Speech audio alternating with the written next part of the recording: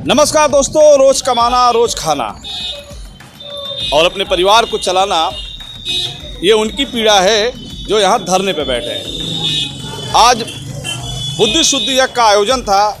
यह आयोजन ये संदेश दे रहा है कि हमें रोटी और कपड़ा मकान चाहिए। सरकार के लिए गुहार इन लोगों ने लगाया है कि हमें अगर उजाड़ा जा रहा है तो हमें कहीं ना कहीं बसाया जाए। काफ़ी पुराने समय से ये दुकानदार अपनी पीड़ा सुना रहे हैं। हम इस वक्त रोडवेज के सामने हैं। ये रेलवे का फ्लाईओवर है जहां लगभग 1 दर्जन से अधिक दुकानदार अपनी जीविका चलाते थे। पिछले दिनों नगर पालिका ने अतिक्रमण हटाओ अभियान के तहत ओवरब्रिज के नीचे दुकानदारों को हटा दिया। अब दुकानदार यहाँ धरना स्थल बना चुके हैं।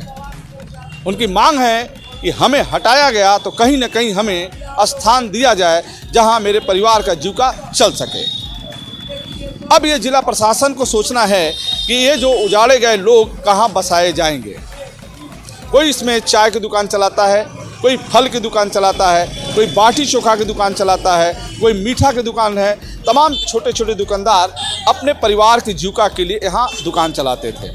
ये सही है कि सरकार की ज़मीन है तो कभी उसकी आवश्यकता पड़ेगी तो सरकार उस ज़मीन को लेगी और विकास कराएगी। लेकिन यदि उनकी पीड़ा सुना जाए, उनकी समस्या सुना जाए तो ये तय हो जाता है कि इन्हें रहने खाने की व्यवस्था सरकार को देनी चाहिए। हालांकि ये दुकानदार सिर्फ दुकान लगाने की मांग कर रहे हैं। उनका ये कहना है कि छोटे छोटे दुकान लगा के हम अपना जीविका चला सकते हैं, लेकिन प्रशासन यदि अनुमति दे तो दोस्तों सरकार को अब ध्यान देने की ज़रूरत है कि छोटे दुकानदार कैसे चलेंगे। सड़क के किनारे जीवन यापन करने वाले लोग कैसे खिलेंगे, कैसे आगे बढ़ेंगे। ये गंभीर समस्या है उन लोग के लिए जो यहाँ विगत कई दिनों से धरना पे बैठे हैं। आइए बात करते हैं, यहाँ पे तमाम लोग हैं जो धरने पे बैठे हैं। उनकी क्या समस्या है, वो क्या चाहते हैं प्रशासन और शासन से कि उनकी समस्या कैसे समाधान हो। आज का जो आयोजन था ये बुद्धि शुद्धि यज्ञ, ये बुद्धि शुद्धि यज्ञ किसके लिए किया आपने? अधिकारियों के लिए। उनको बुद्धि को क्या हो गया? अरे बुद्धि उनकी भ्रष्ट हो गई है, सरकार विरोधी काम कर रहे हैं, गरीबों को जबरदस्ती भगा रहे हैं। तो इसीलिए कर रहे हैं कि उनको कम से कम गरीबों पर रहम करें, गरीबों के रोजी रोटी के लिए सोचे कि ये गरीब बेचारे कहाँ जाएंगे। क्या सोचा है आपने? उनकी हम अपने लिए करें कि भाई उनके लिए यही जग कराए हैं कि उनकी बुद्धि खुले, कि वो गरीबों पर मेहरबान होके गरीबों के लिए रोजी रोटी दे। अब बताइए, हम तो आज कितने दिनों से दर्द से करा रहे हैं। मेरी दवा जो है सब बुलडोजर से लदवा कर लेकर चले गए। अब मैं 4 दिन से दवा भी नहीं खा रहा हूँ और 4 दिन से भूखे हूँ। और बताइए, हमको प्रशासन एक इंजेक्शन भी नहीं लगवा रही है और न कुछ दवा भी दिलवा रही है।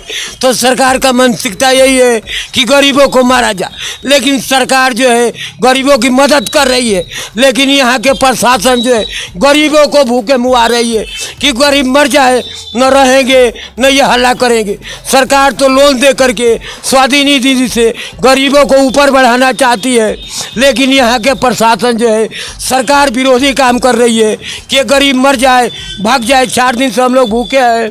दुकान ज़बरदस्ती हटवा दी गई, दवा सारा उठा ले गया, लेकिन आज तक ले किसी ने कोई नहीं सूचना लिया कि भाई तुम लोग मर रहे हो कि दर्द से करा रहे हो। कम से कम एक इंजेक्शन भी साहब हमको लगवाइए हॉस्पिटल ले जा करके कि मैं दर्द से कम आराम मिलूँ। अच्छा, ये कह रहे थे क्या चाहते हैं, कहाँ दुकान मिल जाए आपको ठीक रहेगा? हमको जो है मोदी जी ने जैसे बनारस में कैंट के सामने सड़कों के इधर उधर दुकानें चल रही है, बीच में डिवाइडर देकर मोदी जी ने चाय पान हर चीज़ की दुकान एडजस्ट करवाए हैं। तो हमकी मानसिकता है कि जैसे मोदी जी ने बनारस में करवाए हैं उसी तरह ब्रिज के नीचे वो अपना सुंदरीकरण करें, अपना पेड़ पौधा लगाएं, लेकिन हम दुकानदारों को उसी में बीच में जगह दे करके हम लोगों को एडजस्ट करें। बहुत बहुत धन्यवाद। सुभाष जी का कहना ये है कि जिस तरीके से प्रधानमंत्री के संसदीय क्षेत्र बात करें बनारस की, फ्लाईओवर के नीचे दुकानदारों को जिस तरीके से उनके जीविका के लिए, उनके परिवार की जीविका के लिए सरकार ने स्थान दिया है, खूबसूरत बनाया उस दुकानों को, उसी तर्ज पे इस जगह पे भी दे दिया जाए। थोड़ी थोड़ी दूर पे बना के बीच में रास्ता निकाल दिया जाए और साइड में दुकान दे दिया जाए तो इनका जीविका चल सकता है। जैसा सुभाष जी ने कहा, उनके करीब 1 दर्जन से अधिक व्यापारी, पटरी व्यापारी यहाँ हवन कर रहे हैं और इनकी मांग है कि हमें कुछ नहीं चाहिए, अपने परिवार की जीविका के लिए संसाधन चाहिए जो सरकार और प्रशासन दे सकती है। अब रास्ता निकालना होगा कि इनका परिवार कैसे चलेगा। फिर हम आपसे जुड़ेंगे, तब तक लेते हैं जुड़े हमसे बलिया आजकल से। मैं रोशन जायसवाल, नमस्कार।